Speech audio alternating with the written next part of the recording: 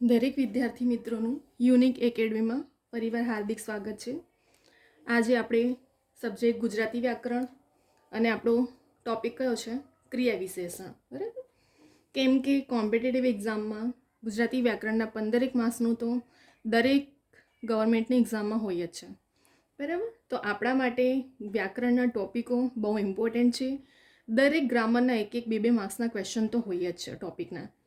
એટલા માટે મેં દરેક વિડીયો દરેક ગ્રામરના પણ બનાવી રહી છું અને આવનારી જેટલી પણ એક્ઝામ છે તેમાં દરેક એક્ઝામમાં તમને યુઝફુલ થાય. ફક્ત કોમ્પિટિટિવ એક્ઝામ ગવર્મેન્ટની એક્ઝામના સ્ટુડન્ટને નહીં, પરંતુ 8, 9, 10, 11, 12ને પણ આ યુઝફુલ છે. બરાબર. કેમ કે ગુજરાતી ગ્રામર કોમન હોય છે દરેક સ્ટુડન્ટ્સનું. તો હવે આપણે જોઈએ, સ્ટાર્ટ કરીએ કે ક્રિયા વિશેષણ વિશે, કે ગુજરાતી વ્યાકરણમાં ક્રિયા વિશેષણના કયા કયા ટોપિકો છે, એના પ્રકારો કયા છે, એને કેવી રીતે ઓળખવામાં આવે છે. કેમ કે આપણો એક પણ માર્ક્સ સ્કીપ ના થાય અને મેરિટમાં આવવા માટે એક માર્ક્સ બહુ ઇમ્પોર્ટન્ટ છે. બરાબર. તો હવે આપણે સ્ટાર્ટ કરીએ. સૌથી પહેલાં આપણે જોઈશું રીતિવાચક ક્રિયા વિશેષણ વિશે. તો રીતિવાચક ક્રિયા વિશેષણ એટલે શું? જ્યારે ક્રિયા વિશેષણ રીત બતાવતો અર્થ આપે ત્યારે તે રીતિવાચક કહે છે. શું કહે છે અહીંયા? કે જ્યારે ક્રિયા વિશેષણ રીત બતાવે છે, એનું નામ જ છે રીતિવાચક ક્રિયા વિશેષણ. તો શું બતાવે છે આપણને? અહીં રીત બતાવતો અર્થ આપે ત્યારે તેને રીતિવાચક કહેવામાં આવે છે. હવે આપણે ઉદાહરણ આપશું, જોઈશું, તો પછી હવે તમને સમજ પડશે. જેમ કે કલ્પેશ ઉતાવળો દોડે છે, તો ઉતાવળો શું બન્યો? એનું રીત બની. બરાબર. તો એ રીતિવાચક ક્રિયા વિશેષણ કહેવામાં આવે છે. રાગિણી બેઠી બેઠી ગાયા કરે છે, તો બેઠી બેઠી શું છે? બેઠી બેઠી પણ શું છે? રીતિવાચક છે એનું. શૈલેષ હસતા હસતા બોલ્યો, તો એ રીત બની એની. હસતા હસતા, બેઠી બેઠી, ઉતાવળો.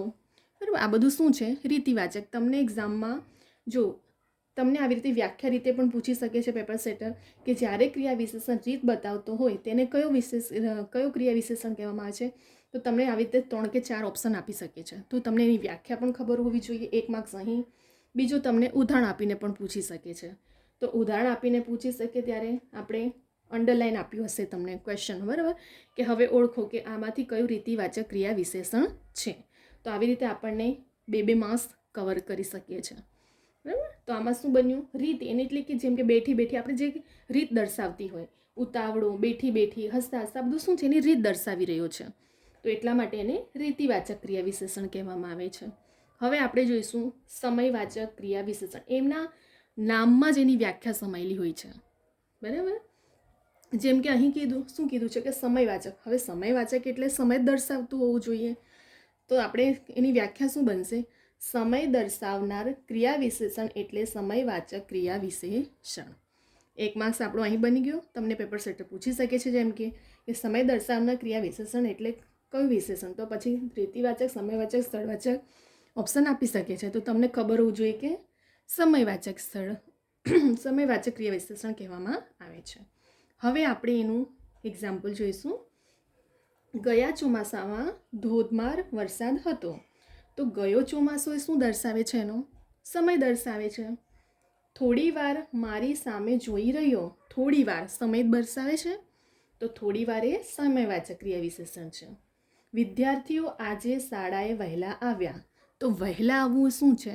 વહેલા આવવું એ પણ શું છે? એનો સમય દર્શાવે છે. બરાબર. એટલે ઇન શોર્ટમાં તમે સમય દર્શાવતું હોય તો એને સમયવાચક ક્રિયા વિશેષણ કહેવામાં આવે છે. તો અહીંથી પણ આપણા 2 માર્ક્સ કવર થયા. અહીંથી પણ એક વ્યાખ્યાનો 1 માર્ક્સ અને બીજો તમારો ઓપ્શન ઉદાહરણના જોઈ લીધા. કે જ્યારે સમય દર્શાવતું હોય આવો એક્ઝામ્પલ આપીને તમને અંડરલાઈન કરીને પૂછી શકે છે કે ગયા ચોમાસામાં ધોધમાર વરસાદ વરસતો હતો. તો ગયો ચોમાસુને અંદર અંડરલાઈન હશે. તો તમારે ઓળખવાનું કે સમયવાચક ક્રિયા વિશેષણ છે. થોડી વાર મારી સામે જોઈ રહ્યો, તો થોડી વાર પણ એ શું દર્શાવે છે? સમય દર્શાવે છે. વિદ્યાર્થી આજે શાળાએ વહેલા આવ્યા. વહેલા આવવું એ શું છે? એનો સમય દર્શાવે છે. બરાબર. તમે લાસ્ટ યરના પેપર જોશો તેમાં પણ દરેક કોમ્પિટિટિવ એક્ઝામમાં ગ્રામર, ગુજરાતી વ્યાકરણના ટોપિકો 10 થી 15 માર્ક્સનું પૂછાય છે. અને ફક્ત પ્રિલિમમાં નહીં, મેનમાં પણ યુઝફુલ છે. એ જીપીએસસીથી લઈને ક્લાસ 3 સુધીની દરેક કોમ્પિટિટિવ એક્ઝામમાં પ્રિલિમથી લઈને મેન સુધી ગુજરાતી વ્યાકરણ ટોપિક પૂછાય છે સિલેબસના એકોર્ડિંગ. તો આપણે એવી રીતે પ્રિપરેશન કરવાનું કે જેથી પ્રિલિમમાં પણ કામ લાગશે અને આપણને મેનમાં પણ કામ લાગશે અને ડબલ મહેનત પણ ના કરવી પડે. બરાબર. તમે કદાચ તમને પ્રિલિમમાં આવી રીતે પૂછી શકે છે, નહીં તો તમને એવું પણ પૂછે, ડાયરેક્ટલી સેન્ટેન્સ આપી દેશે અને તમારે ઓળખવાનું કે આમાંથી સમયવાચક ક્રિયા વિશેષણ કયો છે. તો ગયો ચોમાસું આપી દેશે, ધોધમાર, વરસાદ, તો પછી તમને ખબર હોવું જોઈએ કે ચોમાસું એ સમય દર્શાવે છે. બરાબર. પેપર સેટર ગમે તેટલું કોમ્પિટિશનને ટફ કરે, પણ જો આપણને નિયમ ખબર હોય તો પછી આપણે એક પણ માર્ક્સ સ્કીપ નહીં થશે. બરાબર. ગમે ત્યાંથી, કેમ કે કોમ્પિટિશન બહુ હાઈ છે, તો પેપર સેટર ગમે તે રીતે તમને ફેરવી શકે છે કે સમયવાચક ક્રિયા વિશેષણ એટલે શું. તમને ડાયરેક્ટલી સ્ટેટમેન્ટ ટાઈપના પણ આપી શકે છે, જેમ કે રીતિવાચક ક્રિયા વિશેષણ એટલે શું, તમને આવી રીતે સ્ટેટમેન્ટ ટાઈપના આપી શકે છે. પછી તમને એની વ્યાખ્યા ખબર હોવી જોઈએ. બીજું એક કેવી રીતે પૂછી શકે છે ફેરવીને, કે તમને વ્યાખ્યા પૂછશે, હવે તમારે આ 3 ઓપ્શન આપી દેશે, તો એમાંથી તમને ખબર હોવું જોઈએ. ત્યાર પછી એક્ઝામ્પલ આપીને, ઉદાહરણ આપીને તમને પૂછી શકે. એટલે ગમે ત્યાંથી પૂછે, આમથી આમ કેમ, તમને નિયમ એના રૂલ્સ ખબર હોય તો ગમે ત્યાંથી પૂછી શકે છે, તો આપણને એક પણ માર્ક્સ જવા દેવાનું નથી. બરાબર. ત્યાર પછી આવે છે આપણો સ્થળવાચક ક્રિયા વિશેષણ. હવે સ્થળવાચકમાં શું થાય છે કે જે પદ, અહીં પણ વ્યાખ્યા એના નામમાં સમાય છે. જુઓ, જે પદ ક્રિયાનું સ્થળ દર્શાવે છે તેને સ્થળવાચક ક્રિયા વિશેષણ કહે છે. હવે સ્થળ દર્શાવે, બરાબર. જેમ કે હવે આપણે ઉદાહરણો જોઈએ. મિત્રાએ નવલકથા ટેબલ પર મૂકી, તો ટેબલ એ શું દર્શાવે છે? એનું સ્થળ દર્શાવે છે. પતંગ ચગાવવા બધા ધાબા ઉપર ગયા, તો ધાબા ઉપર એ શું છે? સ્થળ છે.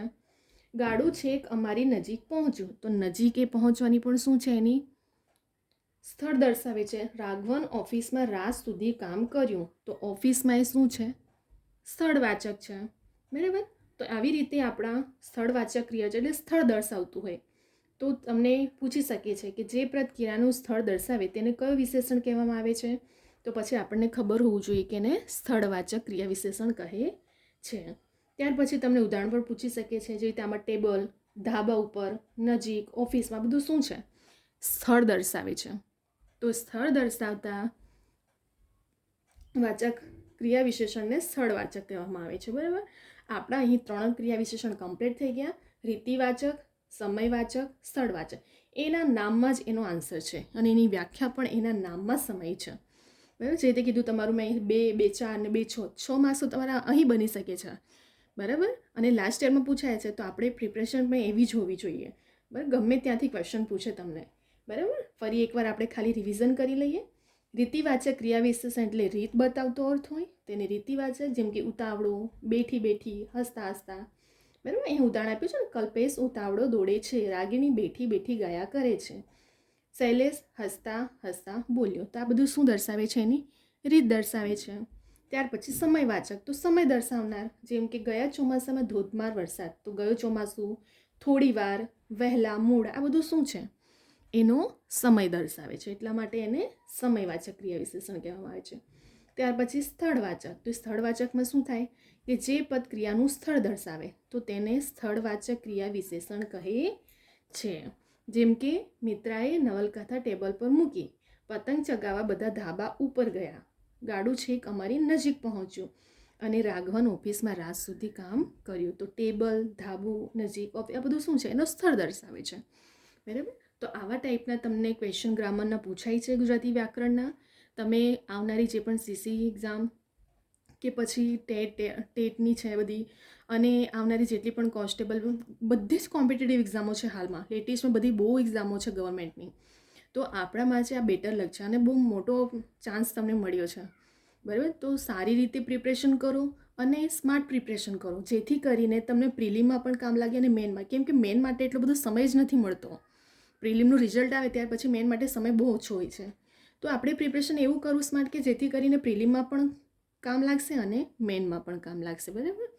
તો અહીં આપણો ક્રિયા વિશેષણના 3 પ્રકારો કમ્પ્લીટ થઈ ગયા છે. હવે આપણે બીજા પણ પ્રકારો જોઈશું હવે, કેમ કે હજુ ક્રિયા વિશેષણના રિલેટેડ બીજા પણ પ્રકારો છે. તો આપણા બધા જ ક્રિયા વિશેષણના પ્રકારો જોવાના છે ને એક પણ માર્ક્સ સ્કીપ નથી કરવાનું ક્રિયા વિશેષણ. હવે આપણે બીજા પણ પ્રકારો જોઈ લઈએ. તો હવે આપણે આગળ, હવે કયો આપણો આવે છે ક્રિયા વિશેષણ? પરિમાણવાચક ક્રિયા વિશેષણ. તો પરિમાણવાચક ક્રિયા વિશેષણનું વ્યાખ્યા શું છે? પરિમાણવાચકમાં હવે એમાં પણ એનું નામ સમાયું છે, જેમ કે પરિમાણ એટલે પ્રમાણ, માપ કે જથ્થો. જ્યારે ક્રિયાનું પ્રમાણ માપ કે જથ્થો દર્શાવવામાં આવે તેને પરિમાણવાચક ક્રિયા વિશેષણ કહે છે. બરાબર, આનું નામ શું છે? પરિમાણવાચક. હવે એની વ્યાખ્યા તો એના નામમાં સમાય છે. બરાબર, જેમ કે પરિમાણનું મિનિંગ શું થાય? પ્રમાણ, માપ કે જથ્થો. તો પ્રમાણ, માપ કે જથ્થો જ્યારે ક્રિયાનું પ્રમાણ, માપ, જથ્થો દર્શાવાય. બરાબર, પરિમાણ એટલે પ્રમાણ, માપ કે જથ્થો કે જ્યારે ક્રિયાનું પ્રમાણ, માપ, જથ્થો દર્શાવવામાં આવે છે તેને કહે છે પરિમાણવાચક ક્રિયા વિશેષણ. હવે આપણે ઉદાહરણ જોઈશું. જરાક ખંખેરી પીંછી ત્યાં ફૂલને લાગી છાંટ. હવે જરાક એ શું દર્શાવે છે? એનું પ્રમાણ દર્શાવે છે. બરાબર, તે બધાને ખૂબ આદર આપે છે. તો ખૂબ એ શું છે? એનો પ્રમાણ છે, માપ છે. કુસુમ કરતાં સંપ કરવો વધારે કઠિન. વધારે શું છે? એનું પ્રમાણ કે માપ દર્શાવે છે. તો આ ત્રણે ત્રણ ઉદાહરણમાં જરાક, ખૂબ, વધારે આ બધું શું છે? એનું શું દર્શાવે છે? પ્રમાણ દર્શાવે છે, માપ કે જથ્થો દર્શાવે છે. ઇન શોર્ટમાં જ્યાં પ્રમાણ, માપ કે જથ્થો દર્શાવતા શબ્દને વર્ડને પરિમાણવાચક ક્રિયા વિશેષણ કહે છે. બરાબર, અહીં જરાક, ખૂબ, વધારે, ઓછું આ બધું શું છે? એનું પ્રમાણ દર્શાવે છે. એટલા માટે એને પરિમાણવાચક ક્રિયા વિશેષણ કહેવામાં આવે છે. હવે જોઈશું આગળ ક્રમવાચક ક્રિયા વિશેષણ. હવે ક્રમવાચક ક્રિયા વિશેષણ એટલે શું? જ્યારે ક્રિયાનો ક્રમ દર્શાવવામાં આવ્યો હોય તેને ક્રમવાચક ક્રિયા વિશેષણ કહે છે. આના નામમાં જ એની વ્યાખ્યા સમાય છે. જે રીતે અહીં 2 માર્ક્સ આપણે બની ગયા. તમને વ્યાખ્યા પૂછીને પણ પૂછી શકે છે કે પરિમાણ, પ્રમાણ, માપ કે જથ્થો દર્શાવે તેવા વિશેષણ ક્રિયા વિશેષણને કયો ક્રિયા વિશેષણ કહે છે? તો પરિમાણવાચક. એવી જ રીતે જ્યારે ક્રિયાનો ક્રમ દર્શાવવામાં આવ્યો હોય તો ક્રમવાચક ક્રિયા વિશેષણ. તો પેપર સેટર આપણને વ્યાખ્યા તરીકે સ્ટેટમેન્ટ ટાઈપના પણ પૂછી શકે છે. હવે આના ઉદાહરણ જોઈએ. ક્રમવાચકમાં એના નામ પરથી તમને ખબર પડી જાય કે ક્રમ દર્શાવે છે. પહેલાં ચા પી લો પછી બહાર જજો. હવે પહેલાં શું છે? પહેલાં એનો ક્રમ દર્શાવે છે. અમે છેલ્લું મંદિરમાં દર્શન કરવા ગયા. તો છેલ્લું મંદિર એ શું છે? એનું છેલ્લું ક્રમ દર્શાવે છે. તે ટોળું ધીમે આગળ આવી ગયું. તો ધીમે આગળ એ શું દર્શાવે છે? એનો ક્રમ દર્શાવે છે. તો આ ત્રણે ત્રણ ઉદાહરણમાં પહેલાં, છેલ્લું અને આગળ આ શું છે? ક્રમવાચક ક્રિયા વિશેષણ છે. બરાબર, ઇન શોર્ટમાં એનો ક્રમ દર્શાવે છે. પહેલું, છેલ્લું, આગળ, પાછળ આ બધું શું છે? એનો ક્રમ દર્શાવે છે. એટલા માટે એને ક્રમવાચક ક્રિયા વિશેષણ કહે છે. ત્યાર પછી આવે છે હેતુવાચક અને કારણવાચક ક્રિયા વિશેષણ. હવે શું કે હેતુવાચક અને કારણવાચક ક્રિયા વિશેષણ કોને કહેવામાં આવે છે? તો જ્યારે ક્રિયાનો હેતુ અથવા ક્રિયા થવાનું કારણ દર્શાવે તેવા પદોને હેતુવાચક કે કારણવાચક કહેવામાં આવે છે. 1 માર્ક્સ આપણો અહીં બની ગયો. શું દર્શાવે છે? એક તો ક્રિયાનો હેતુ દર્શાવે છે અને બીજું ક્રિયા થવાનું કારણ પણ દર્શાવે છે. તેવા પદોને શું કહે છે? હેતુવાચક અને કારણવાચક કહેવામાં છે. હવે આપણે ઉદાહરણો જોઈશું તો વધારે સમજ પડશે તમને. મારા મિત્ર મારા સંકલ્પની મજાક ઉડાવતા હતા. તો શું છે? સંકલ્પની મજાક ઉડાવવું શું થઈ ગયું? એનું કારણ બની ગયું.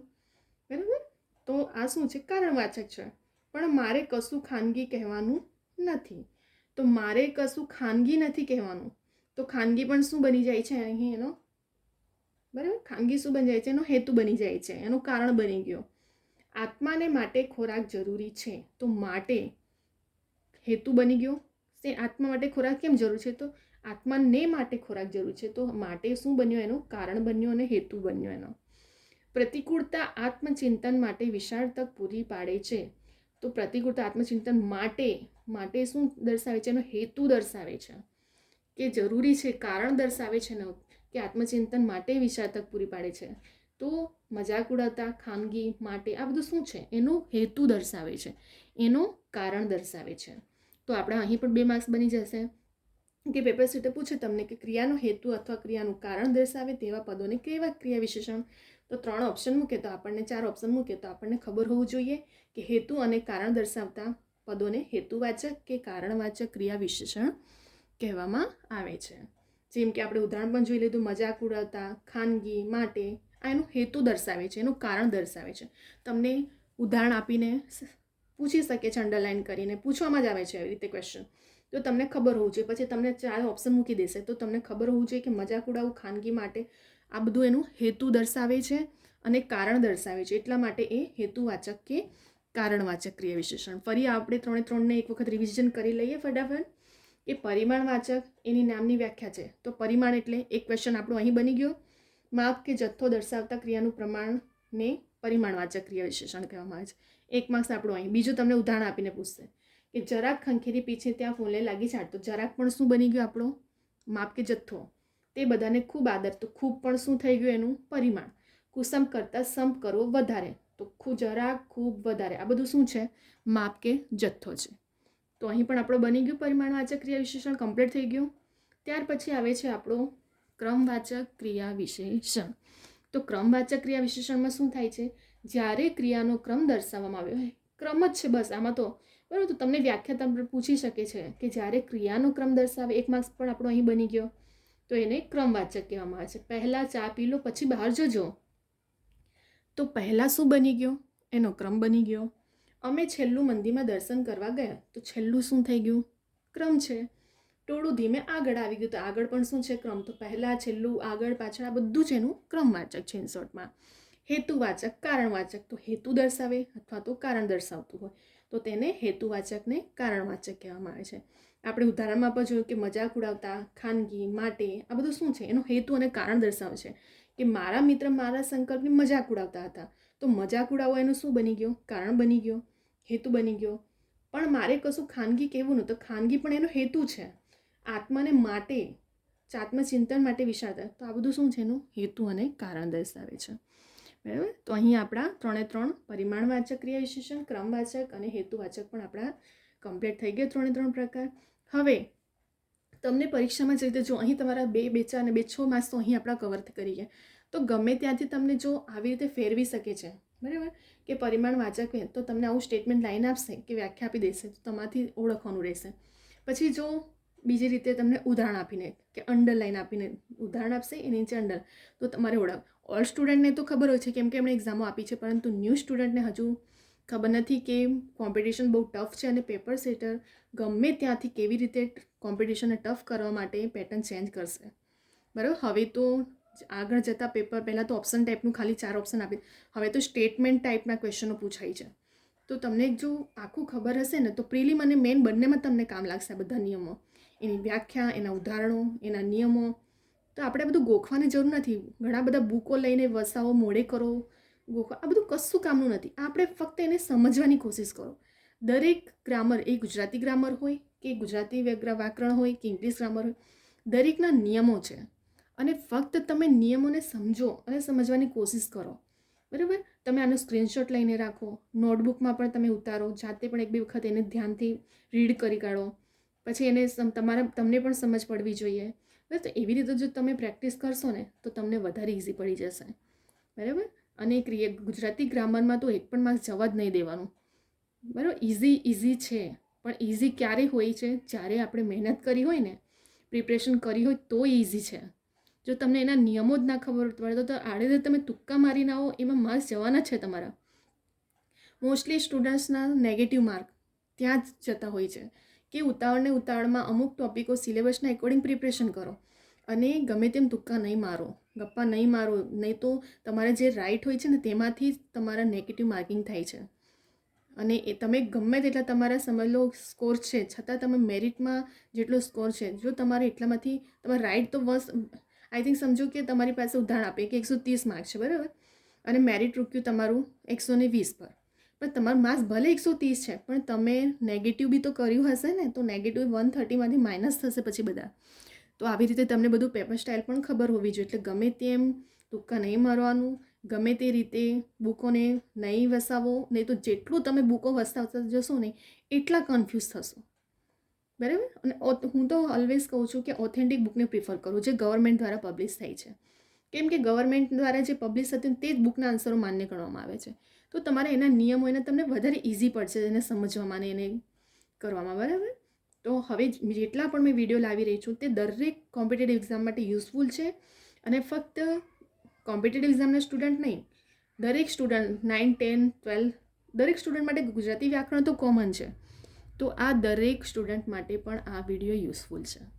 તો દરેક સ્ટુડન્ટે આ જોવો, સ્ક્રીનશોટ લઈને રાખો, તમારી નોટબુકમાં પણ રિવિઝન માટે પણ પોઈન્ટો બધા હાઇલાઇટો કરો. બરાબર. અને હવે આપણે આગળ બીજા પણ વિડીયો લઈને આવશું ઘણા બધા ગુજરાતી વ્યાકરણના ટોપિકના, કેમ કે આવનારી બધી એક્ઝામોમાં આપણો ગુજરાતી વ્યાકરણનો ટોપિક તો છે જ, બરાબર. તો અહીં હવે આપણે વિડીયોને સ્ટોપ કરીએ છીએ. હવે આપણે નેક્સ્ટ વિડીયો પણ લઈને આવશું ઘણા બધા દરેક સબ્જેક્ટના રિલેટેડ.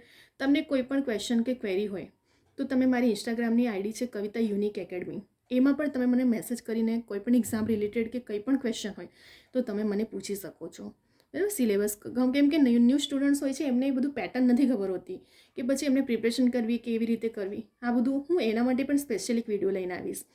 તો બરાબર, તો આપણે કેવી રીતે સ્માર્ટ પ્રિપરેશન કરવી, હાર્ડ પ્રિપરેશન નહીં.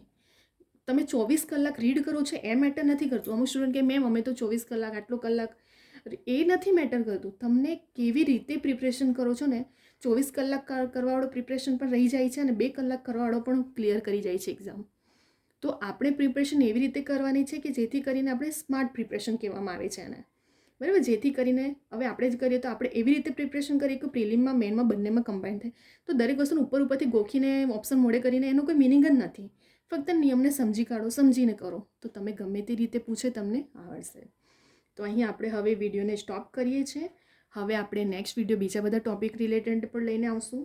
જો તમને આ વિડીયો ગમે છે તો લાઇક કરો, શેર કરો, સબસ્ક્રાઈબ કરો, કમેન્ટ પણ કરો અને બીજા બધા સ્ટુડન્ટને પણ શેર કરો જેથી કરીને દરેક સ્ટુડન્ટ સુધી આ વિડીયો પહોંચે, બરાબર. હવે અહીં આપણે વિડીયોને સ્ટોપ કરી રહ્યા છીએ. તમને કોઈ પણ ક્વેરી હોય તો મેં જે રીતે તમને મારી આઈડી મેન્શન કરી કે કવિતા યુનિક એકેડમી ઇન્સ્ટાગ્રામની છે મારી, તમે એમાં મને મેસેજ કરીને કોઈ પણ ક્વેશ્ચન પૂછી શકો છો એક્ઝામ રિલેટેડ, તમને આન્સર શ્યોર મળશે, બરાબર. તો હવે અહીં આપણે વિડીયોને સ્ટોપ કરી રહ્યા છે અને વિડીયોને દરેક સ્ટુડન્ટ સુધી પહોંચે એવી મારી હોપ છે, બરાબર. તમે લાઇક પણ કરો, કમેન્ટ પણ કરો. અમુક સ્ટુડન્ટ જુએ છે પણ લાઇક કરવાનું કદાચ ભૂલી જતા હશે કે કમેન્ટ કરવાનું ભૂલી જતા હશે, તો ભૂલશો નહીં.